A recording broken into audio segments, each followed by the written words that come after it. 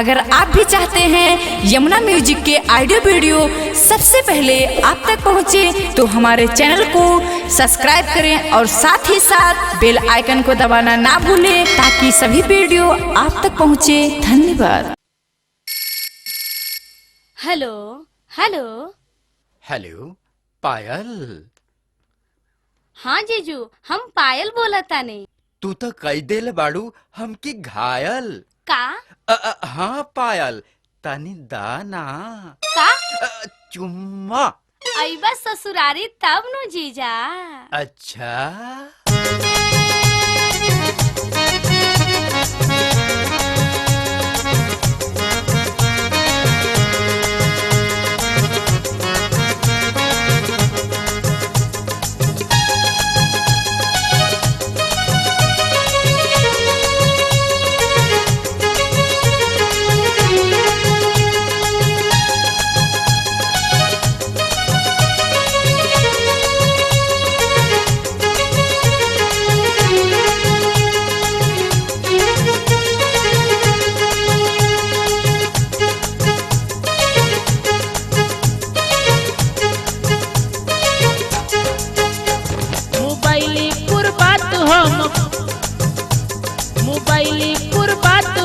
करब तू चारि गुना जीजा हो, अह ससुरारी मिली चुम्मा जीजा हो, अह ससुरारी मिली चुम्मा। मोबाइली पुर बात हम करब तू चारि गुना जीजा हो, अह ससुरारी मिली चुम्मा जीजा हो, अह ससुरारी मिली चुम्मा।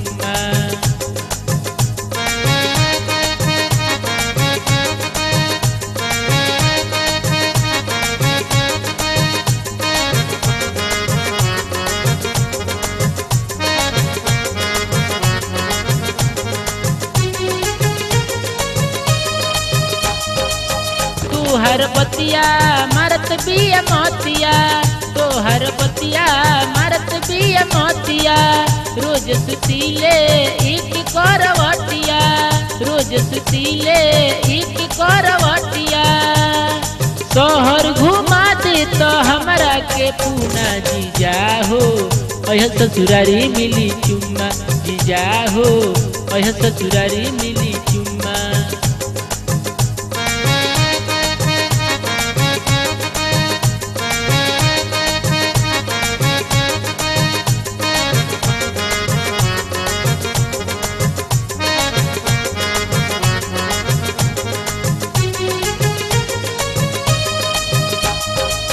हमारा के चाही नहीं सूट सलवार हो, तक करी दीदिया उठा ली तलवार हो। हमारा के चाही नहीं सूट सलवार हो, तक करी दीदिया उठा ली तलवार हो।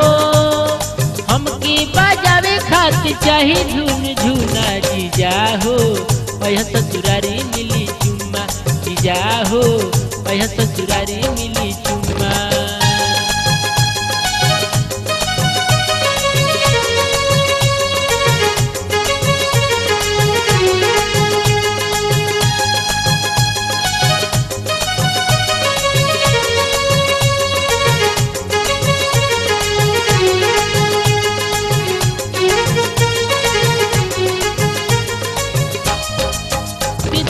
शादी में चुरवल रहनी जूता, झट से आके डांट लगल फूफा।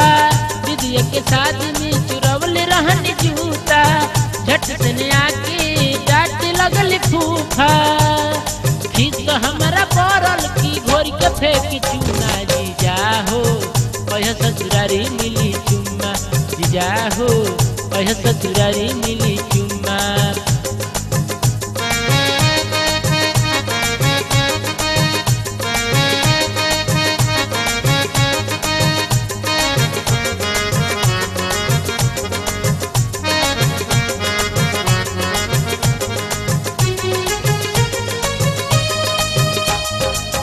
फजहत खान जी के नीक लागे गीतिया, राजू लगौल रही हर में से प्रीतिया। फजहत खान जी के नीक लागे गीतिया, राजू लगौल रही हर में से प्रीतिया। पहल की मन हमर भइल बाजर गुना जीजा हो, अह ससुरारी मिली चुम्मा जीजा हो अह ससुरारी मिली चुम्मा मोबाइली पुर बात हम करब दू चार गुना जीजा हो अह